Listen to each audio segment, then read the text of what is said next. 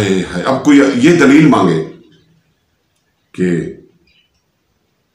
ये सारी चीजें करने के बाद क्या कोई दलील है कि हमें ये नसीब हो जाएगी? कोई दलील मांगे कि ये सब कुछ हम कर लें तो क्या फिर हुजूर अलैहिस्सलाम हमारे सीने को मदीना बना देंगे? हाँ, वो भी सुन लें आप। हदीस पाक है, आक़ा कायनात सल्लल्लाहु अलैहि वसल्लम ने हज़रत सैयदना उमर फारूक रज़ियल्लाहु अन्हु से पूछा कि उमर बताओ तो सही, मुझसे कितनी मोहब्बत है? या रसूलल्लाह, सारी दुनिया जहान से और उनके लोगों से, सारी दुनिया के लोगों से बढ़कर आपको चाहता हूँ, लेकिन आका सच कहता हूँ कि अपने बीवी बच्चे, अपनी माँ बाप और अपनी जान अजीज लगती है। मेरे आका ने फरमाया, उमर अभी तेरा ईमान मुकम्मल नहीं हुआ। अर्ज की, या रसूलल्लाह सल्लल्लाहु अलैहि वसल्लम, अगर ये बात है तो इस लम्हे के बाद मैं आपको इतना चाहने लगा हूं कि सारी दुनिया के लोगों से, अपने माँ बाप से, अपने बीवी बच्चों से सबसे बढ़कर आपको चाहता हूं। आप अजीज लगते हैं। आपने फरमाया, लेकिन या रसूलल्लाह, अपनी जान अभी भी अजीज लगती है। हुजूर अलैहिस्सलाम ने फरमाया कि उमर अभी भी तेरा ईमान मुकम्मल नहीं हुआ। सीधे लोग थे, साफ सुथरे लोग थे, अंदर हमारी तरह अंदर बात रखने वाले नहीं थे। हम अंदर बात रखते हैं, अपने पीराने उज़ाम से भी अंदर बात रखते हैं, छुपा के रखते हैं। मेरे आका सल्लल्लाहु अलैहि वसल्लम ने फिर तवज्जो फरमाई और उस तवज्जो के फरमाने से हालत फिर बदली। फरमाया, उमर अभी तेरा ईमान मुकम्मल नहीं हुआ।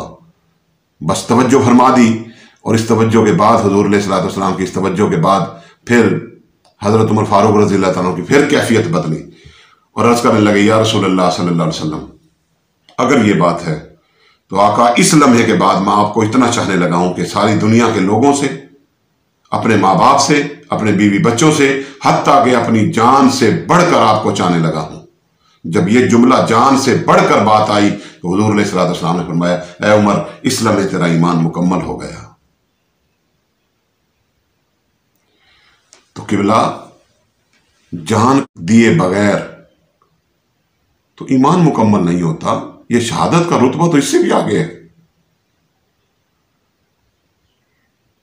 हुजूर के साथ हमने कलमा पढ़ लिया आका अलैहिस्सलाम का, कलमा से लेके और हुजूर से वफा तक का सफर। वफा ये है कि हम अपनी भी जानें दे देंगे, अपने बच्चों की भी जानें दे देंगे। ये वफा है मेरे आका सल्लल्लाहु अलैहि वसल्लम से।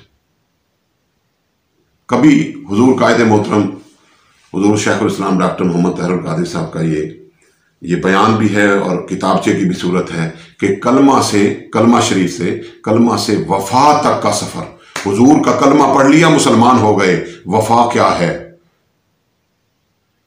वफा तक का सफर कभी सुन के देखें, कभी पढ़ के देखें कि किस किस तरीके से उन्होंने वफाएं निभाई। जब तक ऐसा नहीं होगा, सीने मदीने नहीं बनेंगे दोस्तों। और एक जुमला और इस्तेमाल करते हैं हम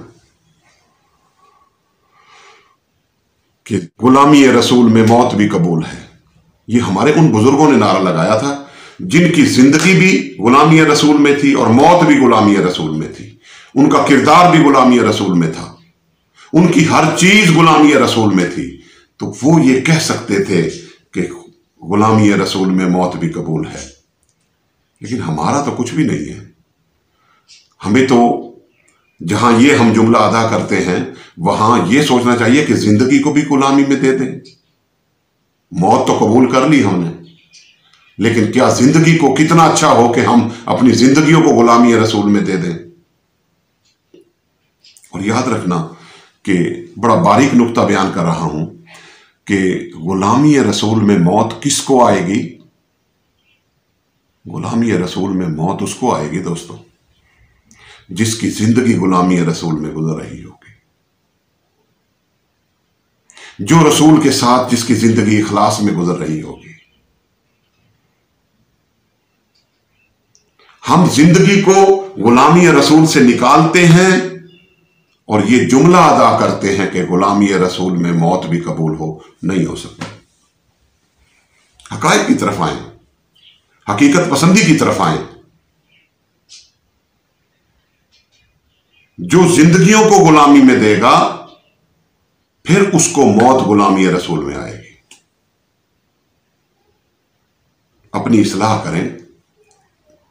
اور دوسری بات یہ کہ یہ ساری چیزیں میں آپ کو کسی جگہ کوئی جہاد پر لے جانے کے لیے آمادہ نہیں کر رہا کہ میں جا کے آپ کو کسی جگہ اس میں شریک کروا دوں، نہیں، میں یہ بات بتا رہا ہوں کہ کبھی زندگی میں حضور علیہ الصلوۃ والسلام کے دین پر افتاد پڑے، مشکل میں آئے دین، تو کیا ہمارے اندر یہ جذبہ ہے کہ ہم حضور کے دین کے لیے اپنے بچوں کی جانیں قربان کر دیں؟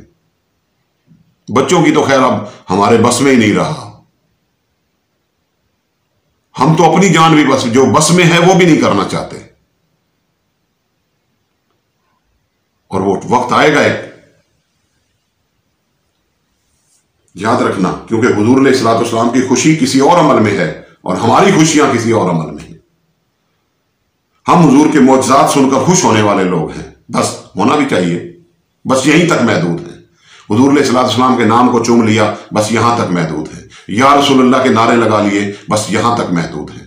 ہونا بھی چاہیے، ٹھیک ہے، لیکن اس سے آگے یہ تو ہماری خوشیاں ہو گئی نا۔ میلاد کا پروگرام بنایا اور حضور علیہ الصلوۃ والسلام کی معجزات سنے، دل کو ٹھنڈک ملتی ہے، اس میں کوئی شک نہیں۔ لیکن کبھی یہ بھی خیال کر لو کہ حضور سے کبھی رابطہ ہو تو پوچھ لو کہ یا رسول اللہ، ہم نے اپنی خوشی کا سامان تو پورا کر لیا اور نعرے لگا لیے، آقا یہ بھی فرما دیں کہ آپ کی خوشی کس چیز میں ہے تاکہ ہم وہ بھی پورا کرنے کی کوشش کریں۔ تو حضور علیہ الصلوۃ والسلام فرمائیں گے کہ میری خوشی اس چیز میں ہے اور اللہ رب العزت کی خوشی اس چیز میں ہے کہ تم میری میلاد مناؤ، ضرور مناؤ، ہونا چاہیے، لیکن کبھی یہ سوچو کہ میری میلاد کا مقصد کیا تھا؟ وہ مقصد سیرت تھا مہیا کرنا۔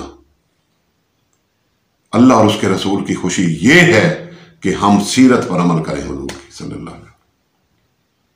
سیرت مطہرہ کو جب تک نہیں اپنائیں گے تو مقصد یہ لیا جائے گا کہ ہم نے میلاد کے مقصد کو فوت کر دیا۔